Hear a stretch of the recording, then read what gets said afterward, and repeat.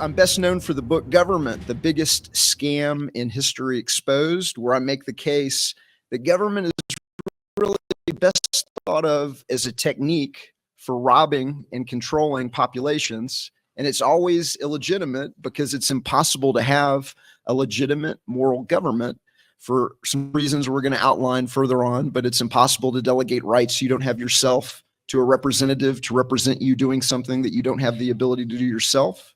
It is impossible to be bound by a social contract that you did not sign. And if my lovely fiance and myself can't vote to rob you because there's two of us and one of you, it doesn't matter that there's 10 of us or 158 million of us or 338 million of us, and that we vote to have a organization work on our behalf to do something that we don't have the ability to do ourselves. And so government has really been the biggest scam in all of human history. It's been a way of robbing and controlling populations and tax farming human labor. And we really don't need government. And we're going to break that down in a little bit. But the subtitle of the book is How Intergenerational Organized Crime Runs the Government, the Media, and Academia. And the kind of the other thesis is it's government working hand in hand with monopoly media to control the information that the population receives to make them believe that government is legitimate, desirable, and necessary, even though it is not. And so on 50 different television channels, news channels, you're going to see all of this arguing over the election. Vote for government blue candidate, the government blue candidate, vote for the government red candidate. But you're never, ever going to see the alternative, which is we don't really need government. The world is a self-organizing place. It produces spontaneous order, and everything that government does would be done better, faster, and cheaper by the free market. And so that's really the case that we're going to make today, that everything that government does that is non-redistributary. You can't rob Peter to pay Paul, but most of what government does is provide these services, and these services include delivering the mail and running a train system and managing aircraft into airports and things like that. All of that could be done by the free market much, much better. This has been the best kept secret in all of human history because it's the one thing that the rulers don't want you to know about, that there's an option on the menu that involves no rulers. And so just to give you some examples, Google and Facebook turned down our advertising. They would not advertise this conference. The Art of Liberty Foundation is regularly censored on Google. We've had links de-indexed off of Google. We can prove that. We've been shadow banned. We've been demonetized. We've been de-indexed. And so this is really the thing that government does not want you to know, that you really don't need its mandatory services. And so what is the alternative? If we're not going to have a government, then how would we organize society? How would things get done? Who's going to build the roads? And that really is the good news message that I bring you today, that everything that government does would be done better, faster, and cheaper by the free market. And so that's widely known as voluntarism. And what does that mean? Well, number one, it means that all relationships between people must be voluntary. Nobody is able to force you to do anything that you don't want to do.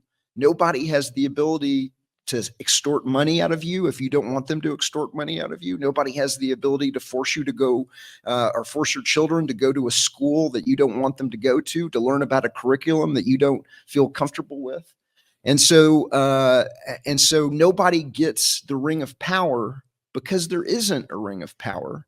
And that, when I say that's the only ism that's fair for everybody, every other ism, whether it be communism or socialism or constitutional republicanism, all of those other political isms, there is a ruling class that has rights that you don't have, and that has an exemption from morality that you don't have, that has the ability to use violence and extortion and coercion on the rest of the population.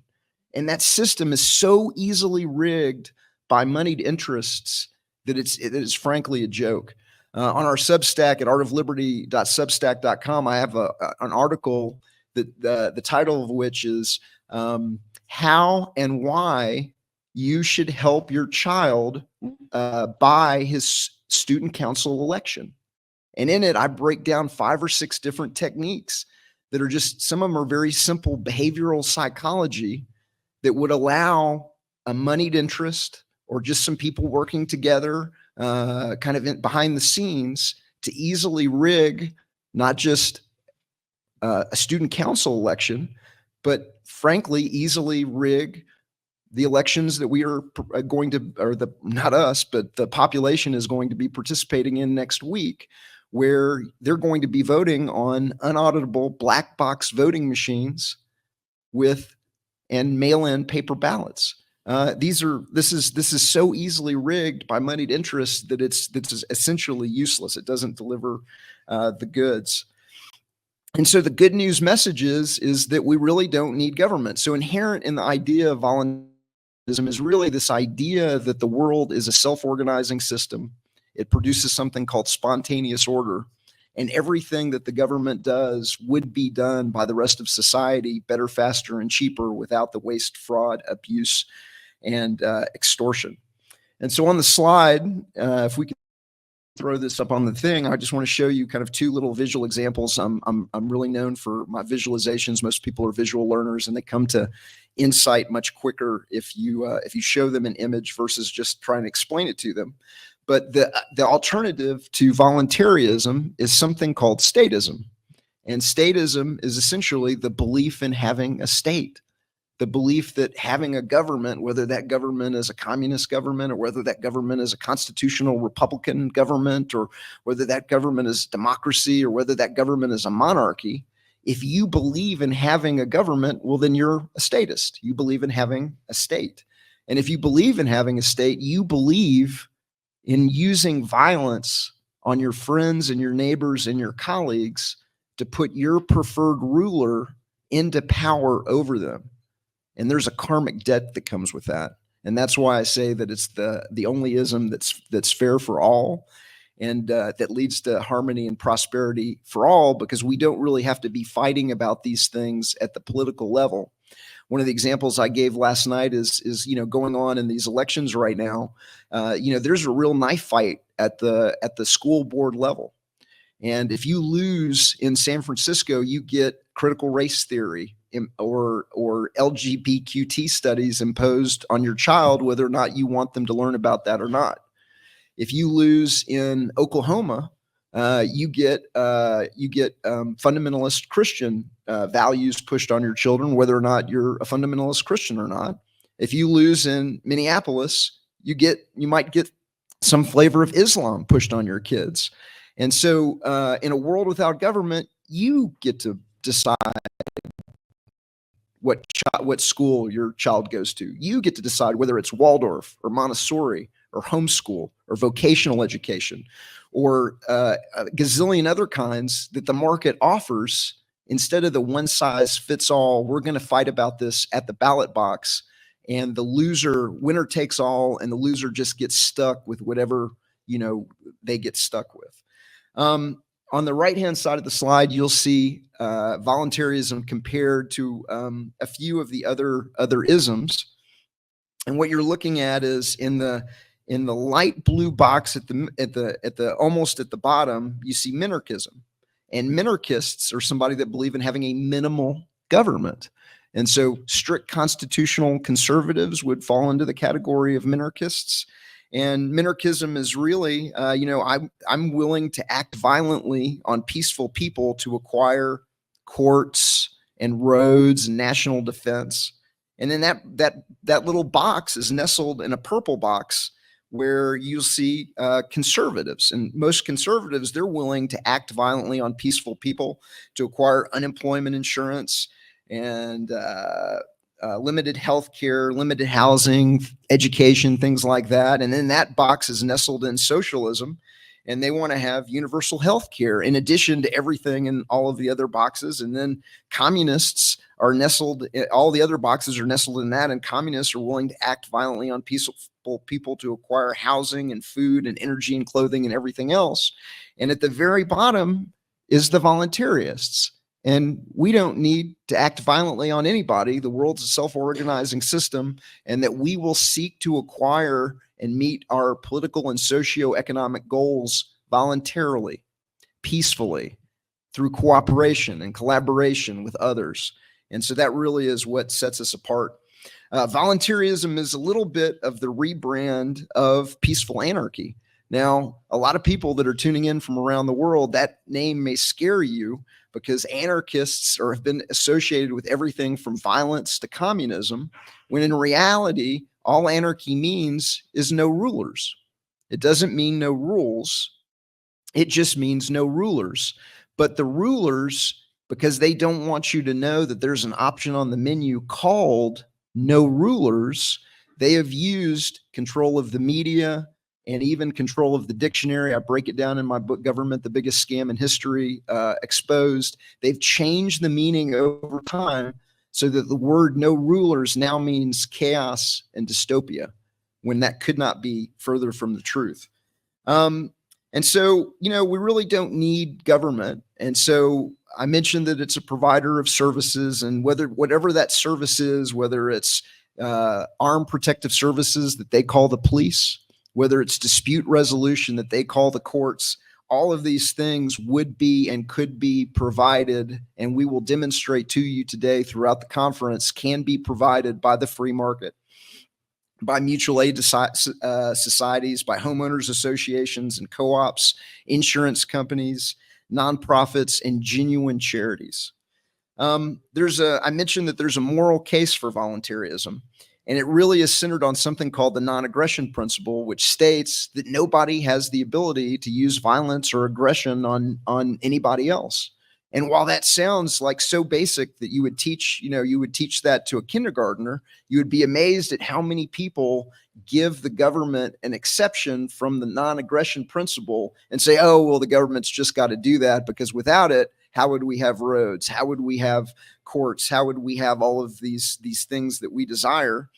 And the other piece of that is if you're advocating for government, if you're advocating for blue government or you're advocating for red government, you're advocating for violence to be used on your friends, your neighbors, and your colleagues to impose your desired ruler over them.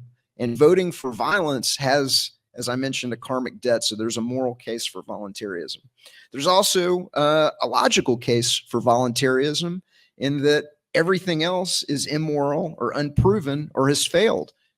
A lot of people think communism looks good on paper, doesn't work, doesn't deliver the goods, leads to bloodshed and murder and violence, and society falls apart and everybody forgets about it. And then the young ideological youth want to try it yet again, but this time we're going to get it right. And it's not logical. And the non-aggression principle should apply to everybody, or else it would be dumb to give your potential political opponents an exemption from morality. And so there's also a utilitarian case for voluntarism. Free markets produce the goods. Commerce benefits both parties, or the trade does not take place. Now, when I say commerce or I say capitalism, a lot of people associate this with the system that we're under right now, which is not capitalism at all, and it's not a free market at all. It would technically be called cronyism or crony capitalism, where the banks are given the ability to create money out of thin air, and they're buying up the world with their little paper tickets. They're providing unlimited capital to certain favored corporations, and these favored corporations are buying up and monopolizing the world. And the world that we live under today is made possible by government. It's metastasized by government. It's made all of the evils in the world are made worse by government.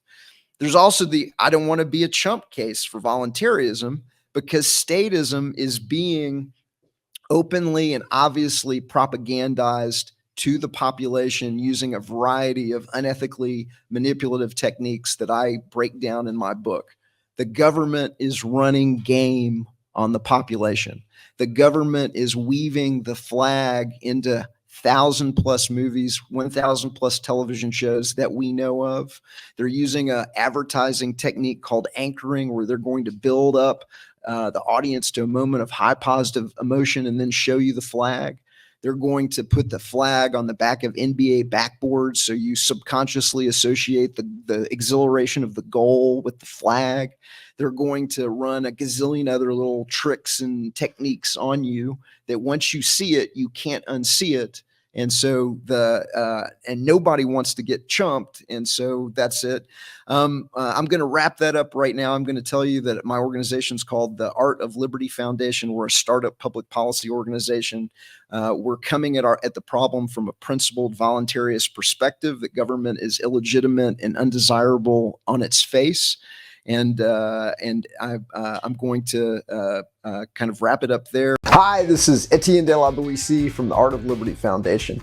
If you liked this presentation from the 2024 Liberty on the Rocks conference in Sedona, then you are going to love the Art of Liberty Foundation's upcoming book, Voluntaryism: How the Only Ism, Fair for Everyone, Leads to Harmony, Prosperity, and Good Karma for All. The book is in the same image and meme-rich format of Government, the Biggest Scam in History Exposed, featuring the executive summary of the executive summary to rapidly understand the important issues. If you or anyone you know has any doubt that the free market could provide all the legitimate, non-redistributive services provided by government better, faster, and cheaper without the waste, fraud, abuse, and extortion, then this is the book for you. You can pre-order a copy of the book through our $25,000 Indiegogo campaign to launch the book and get it into wide distribution at voluntaryism-book.org.